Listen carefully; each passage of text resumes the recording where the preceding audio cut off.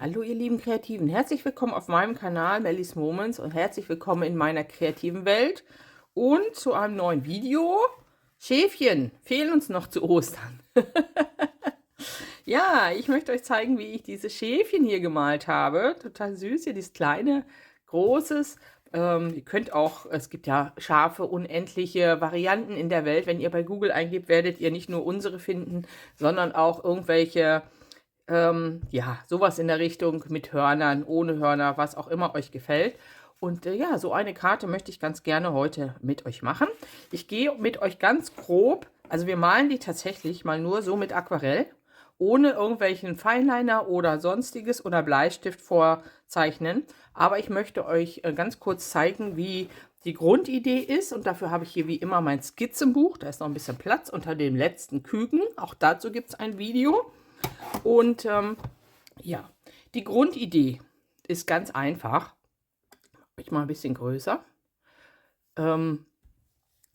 Ihr fangt mit dem Kopf an und zwar ist der wie ein Dreieck gemalt im Grunde, nur dass ihr es abrundet. Ja, das wird euer Kopf werden.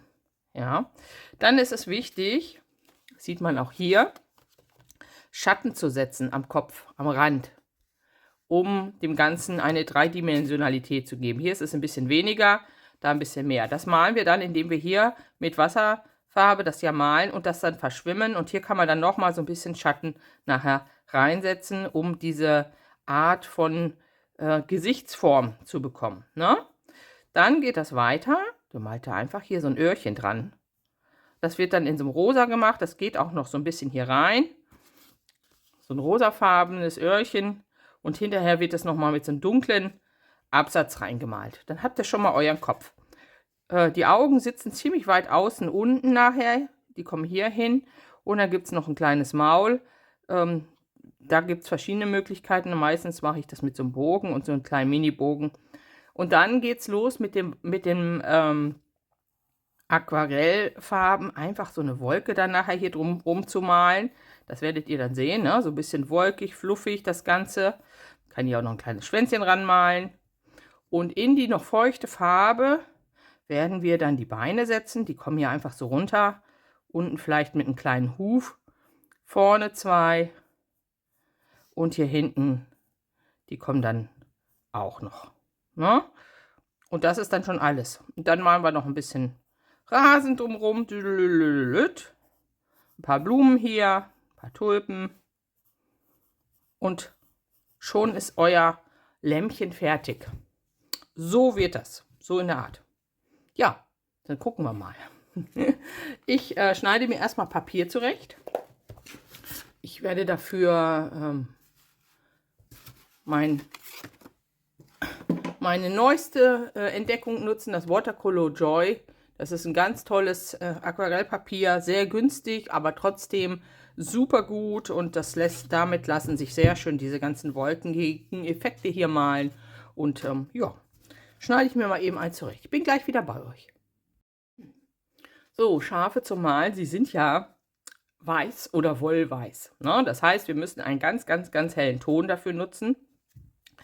Ihr könnt, entweder habt ihr in eurem Farbkasten solche Farben hier wie Titan Buff oder irgend so ein Cremeton. Die könnt ihr gerne nutzen dafür. Das passt auch für Schafe. Die sind natürlich auch deckend. Da muss man ein bisschen gucken, ne? Diese Farbtöne. Die gehen dafür super. Aber wenn ihr die nicht habt, dann ist es ganz leicht. Ihr nehmt euch ein bisschen, ich habe das hier schon mal, hatte das hier schon mal. Ihr nehmt euch einfach ein ganz bisschen Schwarz. Das war schon fast zu viel. Okay, macht nichts, da kommt nachher noch ganz viel Wasser zu. Ein ganz bisschen Schwarz und einen kleinen Tucken Braun hinein. So, und dann verdünnt ihr das ganz, ganz viel mit Wasser. Also da muss richtig ordentlich Wasser dazu. Ich nehme mal hier meine Sprühflasche, geht schneller. Und dann habt ihr so eine ganz helle, leichte Mischung. Ich zeige das hier mal auf dem Papier. Na, so ganz, ganz helles, leichtes Braun, Grau. Und damit malen wir unser Schaf. So. Jetzt hatte ich gesagt, wir beginnen mit einem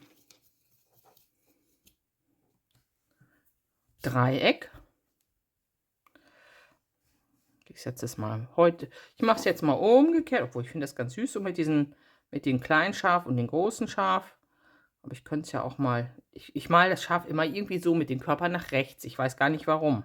Ich will es auch so machen, weil ich traue mich nicht, heute es anders zu machen mit euch. Okay, also, wir malen hier unser Dreieck, unseren Schafkopf.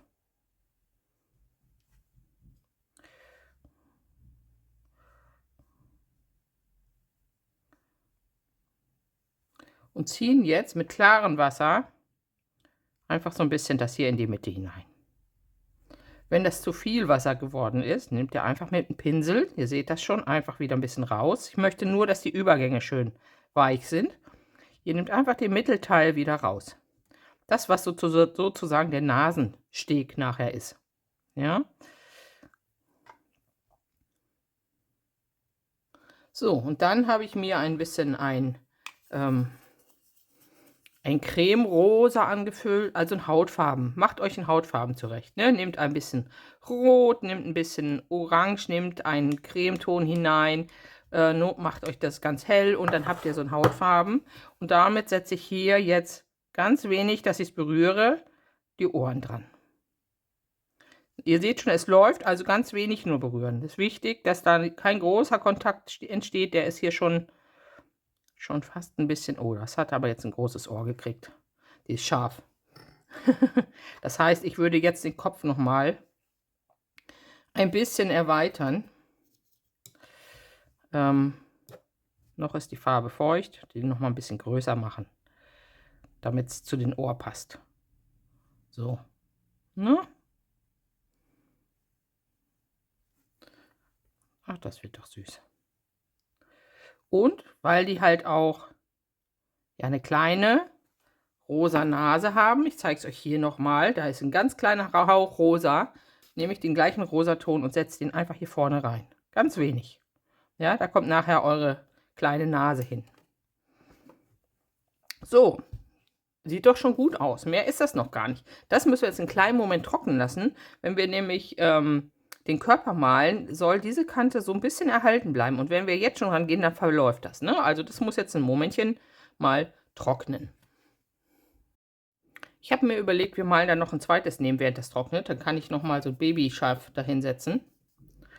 Das mache ich hier einfach neben die Mama. Bisschen kleiner.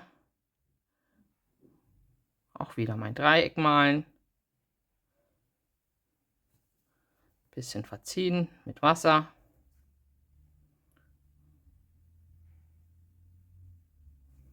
Das rausnehmen hier, was in der Mitte zu viel ist. So, ein bisschen rosa Öhrchen dran. Kann noch mal so runterhängen. Unsere Schafsöhrchen. Genau. Und dann machen wir ganz kleinen Hauch dunkler hier außen. Das Schaf hat mal so ein bisschen mehr Farbe. Ihr könnt das spielen, ne? Also wie gesagt, die Schafe sind nicht immer alle weiß. Es gibt ja auch schwarze Schafe, gefleckte Schafe. Alles möglich. So, und noch einen ganz kleinen Tucken hier rosa unten in die Schnute. Jawohl. So. Gar nicht schwer. So, jetzt müssen die beiden aber erstmal trocknen. So, weiter geht es. Das ist jetzt so einigermaßen trocken hier. Ich kann, die Ränder bleiben bestehen gleich. Und jetzt geht es weiter und wir malen den Körper. Und dabei ist wichtig, da habe ich hier nämlich einen Fehler gemacht. Es ist noch okay, aber ihr seht, es sieht ein bisschen unproportional aus, wenn der Körper zu weit rüber geht am Kopf. Ja, das ist hier bei dem besser gelöst. Also hier nur wenig rausgehen und den Körper könnt ihr dann ein bisschen größer und puscheliger machen. Und jetzt nehmen wir uns die gleiche helle Farbe, immer noch dieses sehr, sehr wässerige und malen jetzt einfach mal wolkig hier. Und ich lasse so ein bisschen eine ganz kleine, ich versuche ganz klein nur hier ranzumalen an diesen Körper. Und ihr könnt gerne auch einfach so ein paar weiße Stellen lassen. Ja, so nicht komplett das Ganze durchmalen. Das sieht dann noch ein bisschen luftig aus. Ja? Und auch hier ruhig ein kleines Schwänzchen. Die haben ja hier so kleine Zippelschwänzchen. Genau. Und hier setze ich nochmal einen Hauch dunkler hin. Das ist wieder mal der Schatten vom Kopf, ne? Ja, vorher hat es mir besser gefallen, seht ihr? Ist nicht immer gut. Es ist aber kein Problem. Diesen Kopf können wir gleich nochmal ganz dünn mit einem Stift nochmal schattieren. So, und nun geht es ran und ich nehme ein bisschen dunkleren Farbton. Ich mache mir hier nochmal in meine Mitte so ein bisschen schwarz mit einem Hauch dunklem Braun, um eine schöne Mischung, die aber nicht zu hart ist, für die Beine zu bekommen. Ja, und die Beine setze ich jetzt noch in den feuchten Teil ein, unterhalb des Kopfes. Da fangen die Beine an, ganz klein und dünn, macht sie nicht zu groß, in diese Wolle hinein und das läuft da ruhig so ein bisschen rein. Das ist vollkommen okay, weil wir haben ja noch Schatten, ne? Und dann haben wir hier gleich unsere Schatten erledigt mit dem, was da so reinläuft. So, dieses Schaf hat mal nicht so lange Beine. Das ist vollkommen okay für mich. Hier unten, wo die Hufe sind, setze ich noch mal ein bisschen mehr Schwarz ran. So. Und dann ist Mama Schaf fertig. Und es läuft mir hier eigentlich schon ein bisschen zu weit rein, die Farbe. Und ich nehme die einfach mit einem feuchten Pinsel nochmal wieder weg. Tupfe das immer in meinem Tuch ab hier, was ich liegen habe. Ne? Also wie gesagt, ihr könnt das, solange es nass ist, immer noch bearbeiten. So ist es besser. Ja, es war jetzt zu viel. Also wie gesagt, passt auf. Notfalls lasst ihr den Körper erst trocknen, wenn ihr das nicht mögt, dass das da so reinläuft. Und ja, die wird doch süß. Sehe ich jetzt schon, dass sie süß wird. So, Babyschaf. Gucken wir doch mal. So Babyschaf möchte ich eigentlich, dass es nicht so seitlich ist, sondern mehr so ein bisschen, hier habe ich das auch gemacht, so ein bisschen mehr frontal steht. Ja, das heißt, wir machen einfach nur den Körper, als ob er hier rund ist. Wir können es auch so malen. Ja, gefällt euch ja vielleicht auch. Können wir auch so lassen. Finde ich auch mal gut. Machen wir so. Bisschen dunkler hier um den Kopf herum. So. Babyschaf frontal. Warum nicht? Und dann hat es ganz, ganz, ganz kleine Füßchen nur. Und da zeichnen wir dann nur 2. Weil es ist ja frontal. Ach, das wird doch süß. Eigentlich sind die Lämmer ein bisschen schlanker und ein bisschen auf grazileren Beinen. Aber die Sorte, die ich hier male, die hat dicke Lämmer. So, und jetzt können wir nochmal, was ich vorhin sagte, hier einfach mit dem Stift nochmal so ein bisschen den Kopf gerne so ein bisschen absetzen. Ganz leicht nur. Ja, den Schatten hier drunter. Das ist vollkommen okay.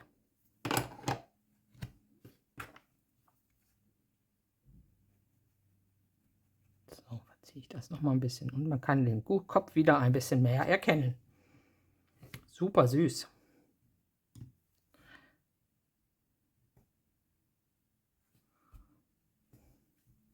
Sehr schön. So, dann sind wir gleich schon dabei, können wir ein bisschen Rasen malen. Ich habe hier noch so Grünreste auf meinem Teller. Die nutze ich dafür. Also, ich mache jetzt hier einfach so eine Rasenfläche. Ein bisschen verwackelt, verwurschtelt. Setze da verschiedene Grüntöne aneinander. Und dann nehme ich mir mal hier diesen Pinsel, den ich habe. Der ist ganz schön für Grasmalen, nämlich. Habe ich die Tage mal wieder entdeckt, diesen Pinsel. Und ziehe mir hier einfach so ein bisschen, oh, ich sehe gerade, Dieses Grün, das läuft aber mächtig und es läuft mir hier gerade in mein Schaf hinein. Das ist mir zu viel. Das nehme ich jetzt erst noch mal raus. Ja, ne? Achtet darauf. Hätten wir vielleicht erstmal trocknen lassen müssen. So, aber trotz alledem, ich hier jetzt ein bisschen Gras hoch. Kann diesen Pinsel auch nur die Ecken nehmen.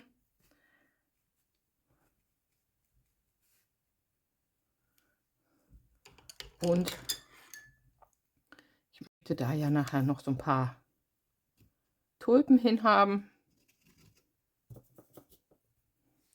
Also setze ich hier schon mal ein paar Stiele.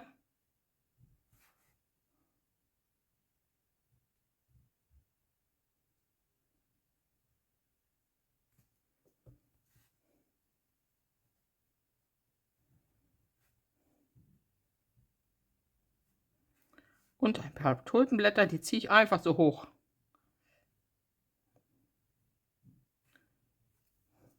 Ich ziehe diese Blätter hoch, lasse sie auch mal abknicken. Ganz schlanke Blätter. Das soll jetzt nicht realistische Tulpen sein, es ist einfach nur ein bisschen angedeutet. Ja? Hier wieder ein bisschen Schatten unter das Schaf. Ne, Grünschatten setzen. Wo es steht, ist es ja dunkler. Der kleine Kerl auch. Und dann lassen wir das jetzt erstmal eben trocknen. So, um noch mal ein paar Schatten zu setzen. Zum Beispiel hier an der Brust von dem Schaf, von dem Kleinen. Und noch mal hier unter dem Kopf lang kann man ein bisschen Schatten noch mal setzen. Genauso hier, Mama Schaf unterm Bauch. Geht da einfach noch mal mit der hellen Farbe, wenn ihr das mögt, hier und setzt hier ein bisschen und verzieht das, was ihr dann da gemalt habt, mit klarem Wasser. Und dann habt ihr eure Schatten. Und das sieht so. Und der Lütsche braucht noch mal ein bisschen dunklere Hufe. Die sind ja doch ein bisschen verschwunden hier im Körper. Gut.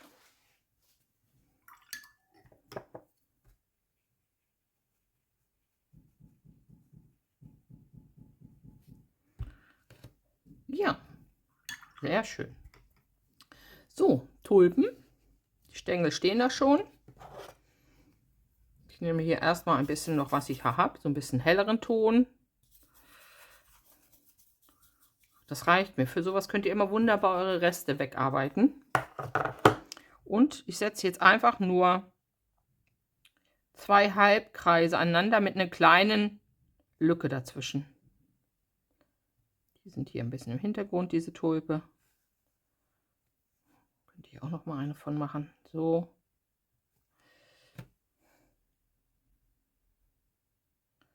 Ein kleines Spalt oben lassen. So, und wenn ihr das jetzt mögt, dann nehmt ihr einfach noch mal eine andere Farbe und setzt hier unten ein bisschen Farbton rein und dann läuft es noch in die Tulpe und sieht richtig schön nachher aus. So, ihr könnt auch noch mal die so ein bisschen mit einem zweiten Grünton hier auch noch mal Schatten an die Blätter setzen, dann wird es ein bisschen interessanter. Ja.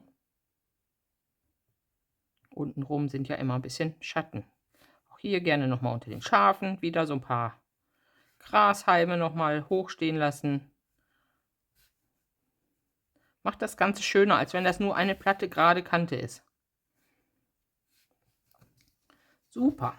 So, der Himmel ist mir jetzt noch ein bisschen langweilig. Da wollen wir, auch wie hier, einfach noch mal so ein bisschen Blau reinmachen. Und ja, ich nehme ganz einfach erstmal Wasser, klares Wasser, mache mir das hier drumherum, so wolkig, wie ich es haben möchte.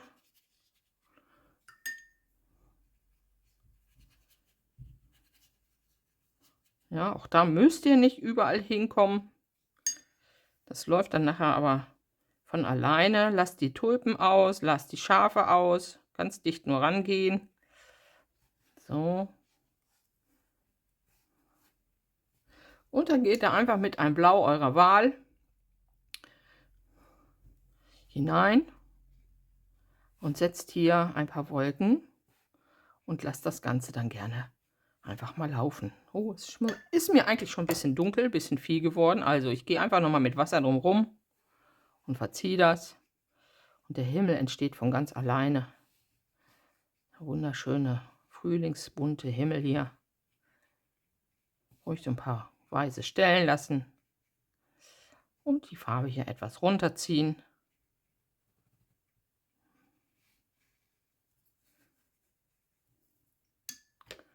Wichtig, macht es nass, lasst es laufen. Umso weicher werden die Konturen.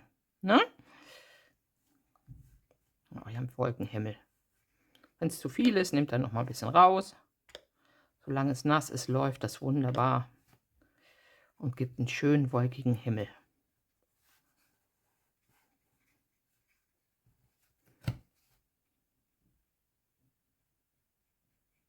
Ne, aufpassen, ich werde schon zu dicht wieder. So, hier stört es mich ja, dass das so heckig ist. Dann gehe ich jetzt einfach noch mal mit einem ganz nassen Pinsel hier lang und nehme die Farbe ein bisschen weg und lasse die verziehen. Ne? Genauso hier, keine harten blauen Kanten. Jo. So kann es arbeiten. Sehr schön. So, jetzt brauchen wir noch mal ein bisschen Tiefe in die Öhrchen. Ich nehme einfach noch mal den gleichen Rosaton.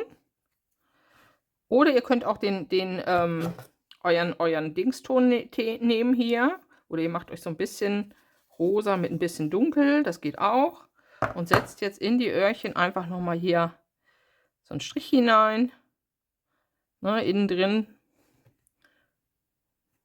Hier ganz wenig nur bei den kleinen. Und wir können jetzt noch mal mit der Farbe vom Körper, wenn wir möchten, hier noch mal so einen Schatten setzen, um das Gesicht so ein bisschen, dem ein bisschen mehr Kontur zu geben. Ja, das Licht scheint vorne auf die Nase, da ist sie heller, und an den Wangen sozusagen wird es dann ein bisschen dunkler und schmaler. In dem Kleinen gefällt es mir nicht so gut, dann nehme ich wieder ein bisschen weg. Aber bei Mama ist das so okay. Gut. Das muss jetzt noch mal trocknen, damit wir gleich mal die Augen setzen können. So. Schaut euch die Bilder von Schafen an. Wie gesagt, sie haben diesen breiten Nasenrücken. Und im Schatten dieses breiten Nasenrücken sitzen die Augen. Und zwar nicht hier oben und nicht da unten, sondern ungefähr da. Und ich mache nur 2 kleine Pünktchen. Mehr mache ich nicht. Bei den kleinen Minischaf genauso. Ich will es nicht übertreiben. Und die Schnute, die Nase hat sozusagen eine Kante. Und nochmal so einen kleinen Mund. Bei dem mache ich nur so einen kleinen. Mehr mache ich da nicht. Ja, zu viel macht es kaputt. Also wirklich nur, man kann es gut erkennen. Und ja, die sind doch zuckersüß geworden, die beiden. Jetzt mache ich mir noch einen Stempel drauf und dann wird es aufgeklebt und ist schon fertig. So, fürs Stempeln, ich mache euch mal ein bisschen weiter weg. Ach, süß. Ich schnappe mir meinen Easy Stamp, meine Stempelhilfe. Alles, was ich benutzt habe, ist unten verlinkt, die Materialien. Die Pinsel, das sind die Fumui-Pinsel, sind unten verlinkt. Der Easy Stamp hier ist unten verlinkt. Die Osterstempel sind verlinkt. Und ich nehme jetzt für den hier habe ich ja die frühlingsbunten Ostertage genutzt. Aber ich mache hier jetzt nur so einen kleineren rein. Frohe Ostern, wo setze ich ihn hin? Da oben wieder. Frohe Ostern. Setze das da hinein. Der Stempel klebt. Mache auf. Mache mir hier meine Farbe dran. Da könnt ihr auch welche nehmen, die jetzt nicht wasserfest ist, weil wir haben das Bild ja fertig. Da könnt ihr also jede Stempelfarbe nehmen, die ihr habt. Setze meinen Stempel hier drauf und drücke das fest und schau mal, hat er gut gedruckt? Ja, ist okay für mich. Na, vielleicht noch mal ganz kurz, bisschen intensiver. Super, jawohl, so gefällt mir das. Und dann mache ich den Stempel gleich sauber, ein bisschen. Ja. So, und dann suche ich noch mal eine schöne passende Karte aus und klebe mir die mal auf. Und ich melde mich gleich wieder bei euch. So, ihr Lieben, da ist sie. Ich habe sie aufgeklebt. Schönes Frühlingsgrün genommen. Ja, also ich finde sie sehr gelungen und auch es geht mir wie allen, mit jedem Schaf, mit dem habe ich angefangen, wird es besser, wird es niedlicher, kriegt ihr eure Tricks raus, ne? Also es muss nicht beim ersten Mal gleich klappen, probiert euch aus, ja? Probiert euch einfach aus und ihr seht mal, ne, so ein bisschen seitlich gesetzt, hier hat es nur 3 Beine, denkt daran, das hintere eine sieht man nicht oder von vorne, könnt eine kleine Schafherde machen, was immer euch gefällt. Ja, wenn euch dieses Video gefallen hat, würde ich mich über einen Daumen freuen. Abonniert meinen Kanal, falls ihr es noch nicht getan habt. Hypt gerne mal ein Video, wenn es euch besonders gut gefallen hat.